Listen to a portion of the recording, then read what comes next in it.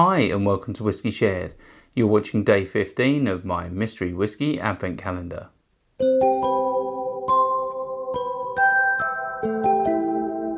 I'm Toby and you're watching Whiskey Shared. Welcome to day 15 of my mystery whiskey advent calendar.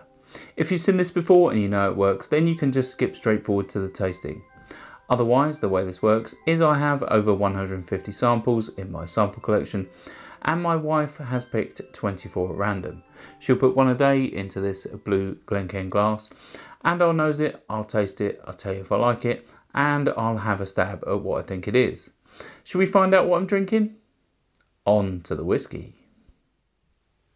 If you'd like to play along with me and find out what's in my glass when I do, then just keep watching. Otherwise, take a look in the description now for a sneak peek. Let's start with the nose. Okay, so this is instantly smoky, quite peaty, a little bit ashy, a little bit woody, a little bit vanilla.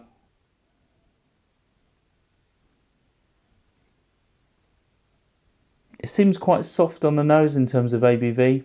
It's not really prickling my nose. There's a little bit of rubber in there, like new bike tyres. But it is quite light on the nose. Not really getting much more though. Let's move on to the palate.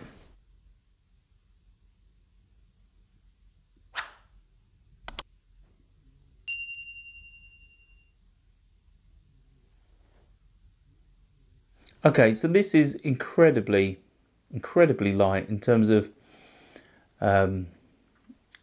ABV. It's, I'd say 43 or less.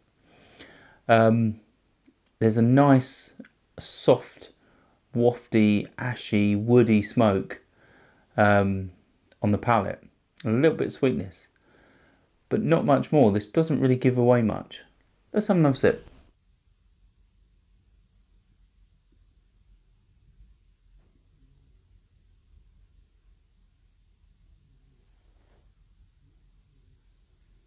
Yeah, the fact that it's quite soft and the fact that there's like a rubbery note, it reminds me of Laphroaig 10.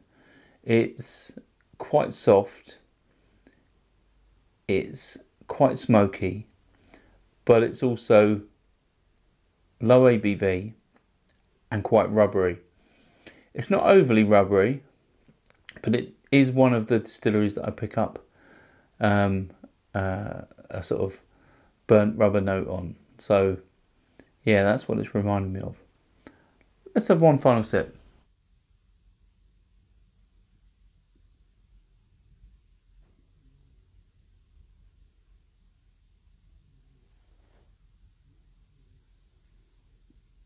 Yeah, it's definitely tasting watered down, and although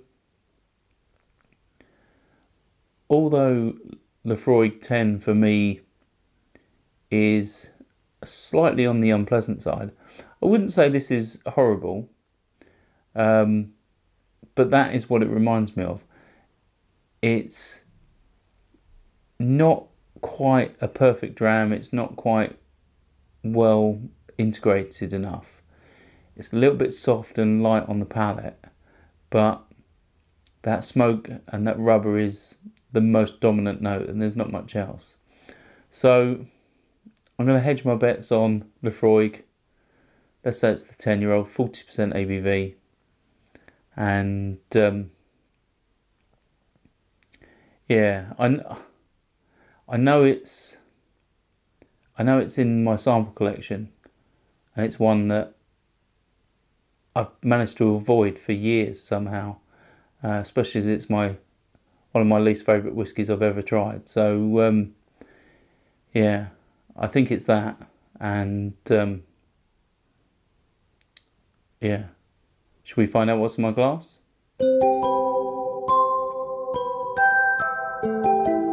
Right, so I nailed that on the head. It's Laphroaig 10, it's 40% ABV, and it was given to me by my brother. yeah, I think I've only ever tried Laphroaig 10 once, and it was from the bottle that this sample came from my brother, and I thought I'd keep it in there to revisit because I wasn't a fan at all. I found it absolutely horrendous. But that was probably 4 years ago, and maybe even longer, maybe 5 years ago. But I wasn't a fan. I found the burnt rubber to be massively off-putting.